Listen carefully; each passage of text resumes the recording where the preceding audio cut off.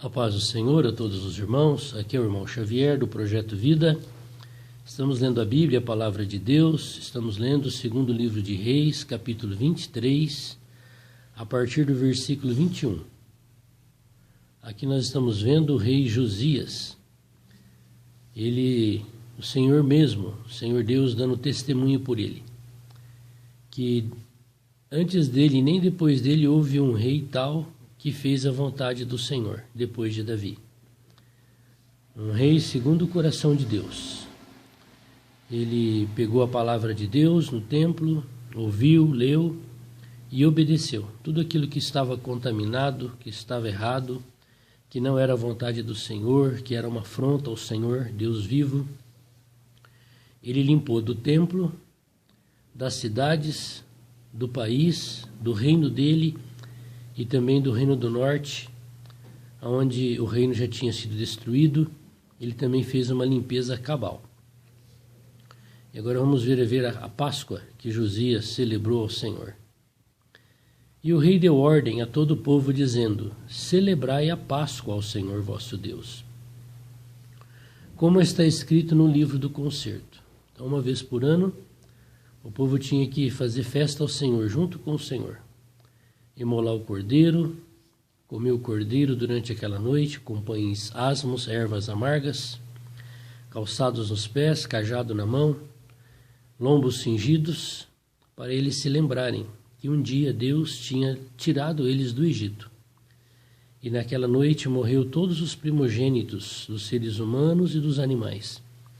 E o povo de Israel foi poupado, e por essa praga eles saíram do Egito. Por quê? Nunca se celebrou tal Páscoa como esta, desde os dias dos juízes que julgaram a Israel. Nem em todos os dias dos reis de Israel, nem tampouco dos reis de Judá. Veja. Até Salomão, quando inaugurou o templo, lá em Jerusalém, foi uma Páscoa de 15 dias, uma festa que cada um ainda levou comida para casa. Mas aqui o Senhor está dizendo que a festa, a Páscoa que Josias celebrou, nunca mais houve, nem antes nem depois dele. Porém, no ano 18º do rei Josias, esta Páscoa se celebrou ao Senhor em Jerusalém.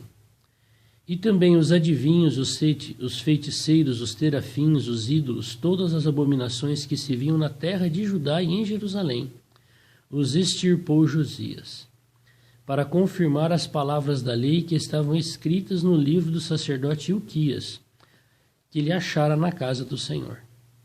Então veja que a Páscoa que Josias celebrou foi uma Páscoa que agradou o Senhor, porque ele obedeceu o Senhor, não no símbolo da Páscoa em si, mas em limpar de Jerusalém, da casa dele, de todo o reino dele, tudo aquilo que era ligado à idolatria, feitiçaria, adivinhos. E antes dele não houve rei semelhante que se convertesse ao Senhor com todo o seu coração, e com toda a sua alma e com todas as suas forças, conforme toda a lei de Moisés. E depois dele nunca se levantou outro tal.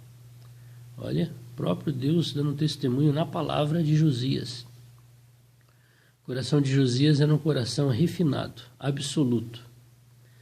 Todavia o Senhor se não demoveu do ardor da sua grande ira com que ardia contra Judá por todas as provocações que Manassés o tinha provocado. Manassés era o avô dele, o avô de Josias. E olha que o pai de Manassés, Ezequias, foi um excelente rei também que andou na presença de Deus. Mas ele pediu mais tempo de vida para o Senhor deu 15 anos, nasceu Manassés, foi o pior rei, fez tudo ao contrário do que o pai dele tinha feito. Mas louvado seja o Senhor. O Manassés foi um péssimo rei.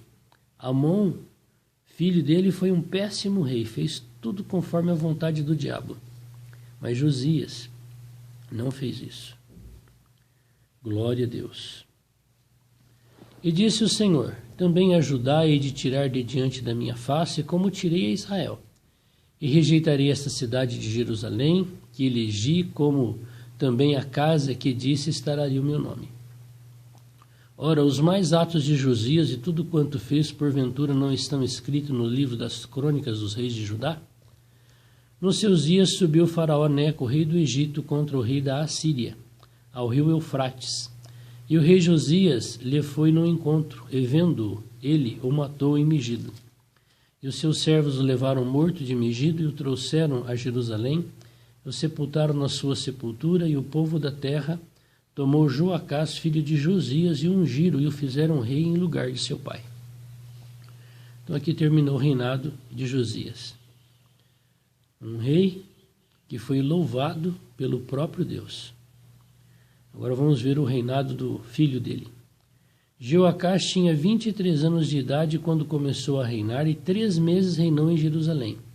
E era o nome de sua mãe, uma tal, filha de Jeremias de Líbida. E fez o que era mal aos olhos do Senhor, conforme tudo o que fizeram seus pais.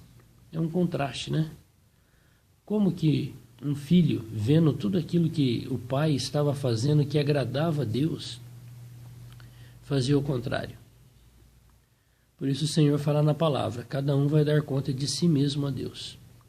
E o Senhor falou, os pais não vão pagar pelos filhos, e nem os filhos pelos pais, mas cada um dará conta de si a Deus. E fez o que era mal aos olhos do Senhor, conforme tudo o que fizeram seus pais. Porém Faraó Neco mandou prender em Ribla, em terra de Amate, para que não reinasse em Jerusalém. E a terra impôs a pena de 100 talentos de prata e 1 talento de ouro. Veja que ele reinou só 3 meses, né? Graças a Deus, uma pessoa maligna não ficou muito tempo lá para fazer o que o diabo queria. Também Faraó Neco estabeleceu rei Eliaquim, filho de Josias, em lugar de Josias seu pai. Ele mudou o nome para Joaquim. Também Joacás tomou consigo e veio ao Egito e morreu ali.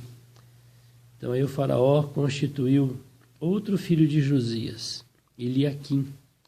Ele trocou o nome para Joaquim. E Joaquim deu aquela prata e aquele ouro a Faraó, porém fintou a terra para dar este dinheiro conforme o mandado de Faraó. A cada um segundo a sua avaliação demandou a prata, o ouro do povo da terra, para o dar a Faraó Neco.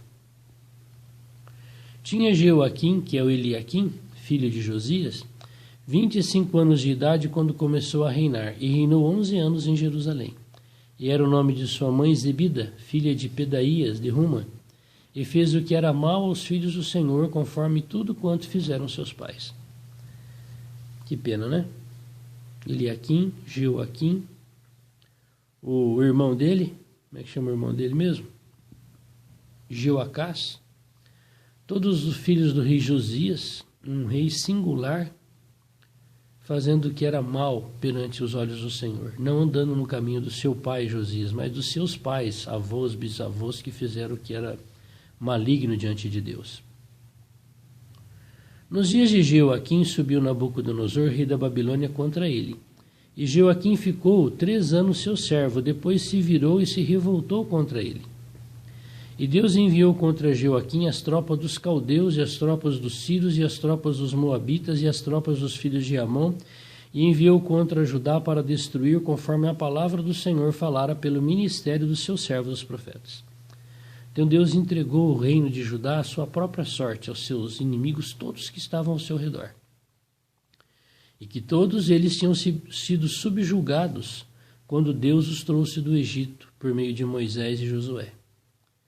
Na verdade, conforme o mandamento do Senhor, assim sucedeu a Judá, que o tirou de diante da sua face por causa dos pecados de Manassés, conforme tudo quanto fizera.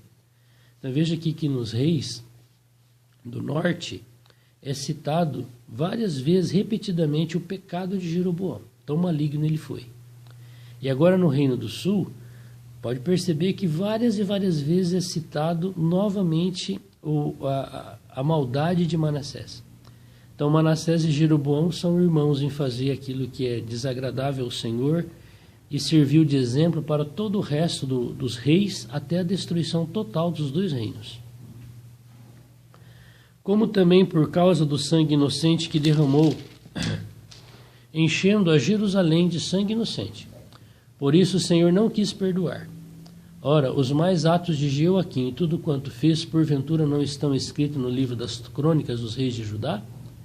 E Jeoaquim dormiu com seus pais, e Joaquim, seu filho, reinou em seu lugar. E o rei do Egito nunca mais saiu da sua terra, porque o rei da Babilônia tomou tudo quanto era do rei do Egito, desde o rio do Egito até o rio Eufrates.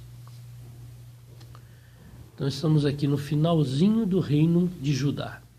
Agora chegamos em Joaquim, filho de Jeoaquim, que é o próprio Eliaquim, filho de Josias, o melhor rei que houve no reino de Judá. Talvez o único que sobrepujou a ele foi Davi, porque o Senhor disse que era um homem segundo o coração de Deus e fez alianças com ele.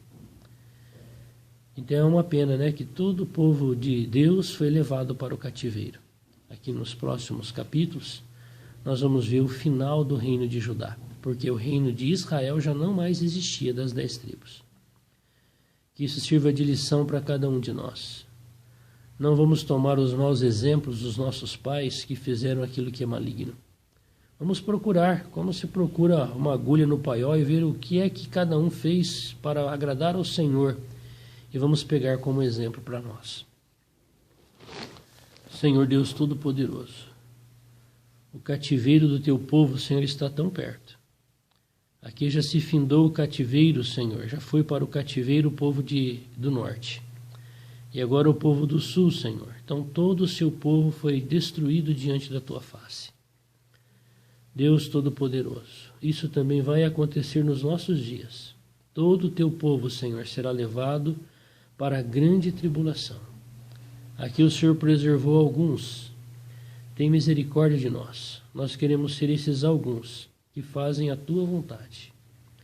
Amém. Que Deus te abençoe. Vamos ainda pegar o exemplo de Josias, de Ezequias, de Davi, homens que andaram segundo a vontade do Senhor. Não vamos ser divididos, fazermos uma parte agradar o Senhor e outra parte agradar o diabo. Não, vamos ser absolutos pelo Senhor. Que o Senhor nos abençoe. Aleluia.